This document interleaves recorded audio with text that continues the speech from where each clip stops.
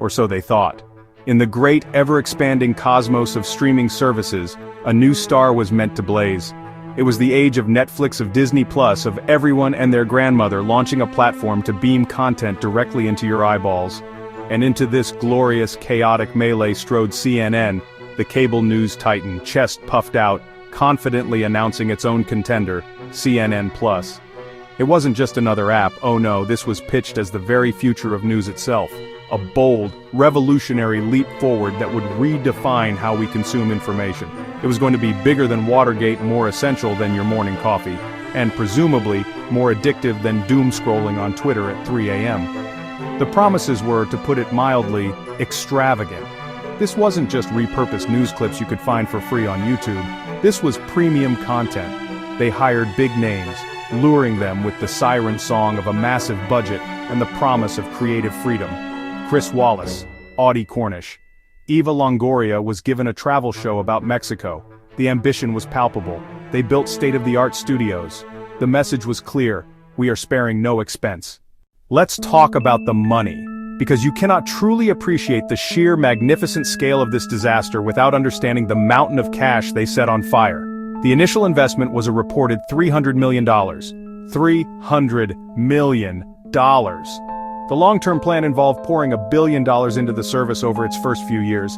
They were playing with monopoly money. They had landed on Boardwalk with a hotel. This fortune was spent with the kind of reckless abandon you normally only see in heist movies. They hired hundreds of new staffers, producers, on-air talent, creating an entire ecosystem dedicated to a product that didn't exist yet. It was a gold rush, and CNN was handing out the pans. The internal hype was its own special kind of delusion. Executives spoke of reaching 2 million subscribers in the first year, with a long-term goal of 15 to 18 million. But here's the kicker. This all unfolded as a massive merger loomed. The timing was, in a word, insane. They sprinted toward launch, oblivious to a new CEO with a very sharp axe, ready to start chopping budgets. So the big day arrived.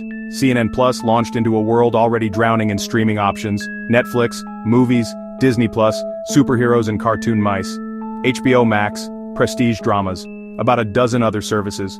CNN Plus arrived with its pitch: pay us $6 a month for what exactly? A show where a news anchor asked celebrities questions? A daily talk show that felt suspiciously like a free podcast?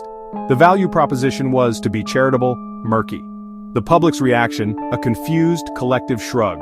Reports began to leak out. In its first 2 weeks, fewer than 10,000 daily active users. Let me repeat that. 10,000 people. YouTube channels reviewing instant noodles get more viewers, probably more watching a fish tank live stream. The service was a ghost town, and yet leadership insisted everything was fine, ahead of what expectations, that the servers would crash from an overwhelming stampede of 0 people. A masterclass in corporate doublespeak. A desperate attempt to project success while the ship took on water. Rearranging deck chairs on a Titanic already at the bottom of the ocean. The end came swiftly and without mercy. On April 21, 2022, just 30 days after its launch, the new leadership brought down the hammer. CNN Plus was to be shut down. The announcement was brutal and clinical.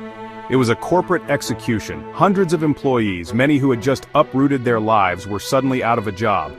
The billion-dollar dream had evaporated in less time than it takes for a free trial to expire. The service meant to be the future of news had become a historical footnote overnight. Some content dumped onto HBO Max or the main CNN website, like unwanted furniture left on the curb, written off as a $300 million rounding error, a costly lesson in corporate hubris. The new boss made it clear, no value in a niche service competing with its own brands. The strategy was simple: cut the losses and cut them now. A monument to baffling miscalculations, launching a subscription for news, free everywhere else, on the eve of a merger without consulting incoming leadership.